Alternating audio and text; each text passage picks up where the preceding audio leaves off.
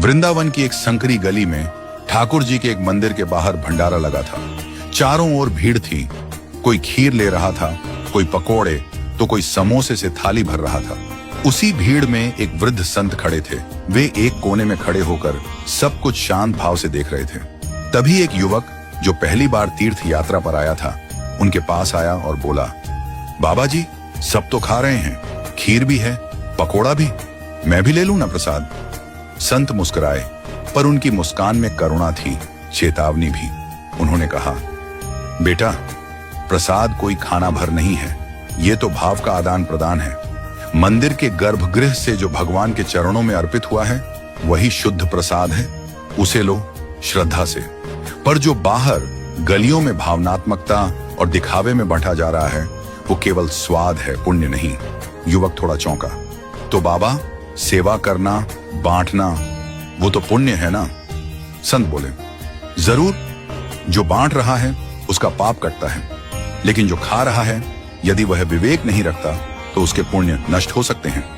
बेटा, अगर तू गृहस्थ है, साधक है, भजन करना चाहता है, तो सावधानी रख। बाहर का हर दिया गया पदार्थ न खा, हर बात का भान रख। बिहारी जी या राधा वल्लभ जी के मंदिर से जो थोड़े से तुलसी या मिश्री मिले, वो सच्चा प्रसाद है। पर ये भर भर के खीर, समोसे, पकोड़े, वो मोह है, और मोह से बुद्धि कुंद होती है। जब बुद्धि कुंद होगी तब भजन कैसे होगा? युवक अब गंभीर हो गया। उसकी दृष्टि अब केवल स्वाद की ओर नहीं थी। अब वह सोचने लगा, क्या मेरा लिया हुआ मेरा ही पुण्य खा रहा है? संत ने आगे समझाया, धामों में जब तू भोग पा रहा हो या किसी आश्रम में रुका हो, तब भी विवेक रख। केवल उतना ले जितना वास्तव में आवश्यकता हो, और याद रख, कहीं भी फ्री में पानी भी मिले तो उसके बदले कुछ अर्पण कर देना। 2 रुपए भी रख दोगे तो अच्छा है। यह आदान प्रदान की मर्यादा है, यह श्रद्धा है, यह तिरस्कार नहीं, सम्मान है भगवान के और अपने पुण्य के भी। युवक की आंखों में अब भाव थे, कृतज्ञता के और नई सीख के। वह अब समझ चुका था कि प्रसाद लेना केवल खाना नहीं है, यह एक आत्मिक निर्णय है, यह भावनात्मक नहीं, आध्यात्मिक है। उसने हाथ जोड़ लिए और धीरे से बोला, अब मैं बिना विवेक कुछ नहीं लूंगा। जहां ठाकुर जी की सेवा हो, वहीं झुकूंगा, वहीं लूंगा, बाकी कहीं भी।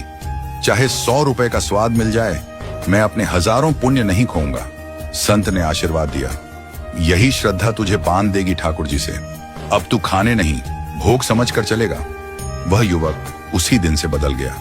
अब जब भी वह किसी भंडारे के पास से गुजरता तो हाथ जोड़ लेता और मन ही मन भगवान से कहता, हे प्रभु, आप ही के चरणों से जो मिले वही मुझे स्वीकार्य है।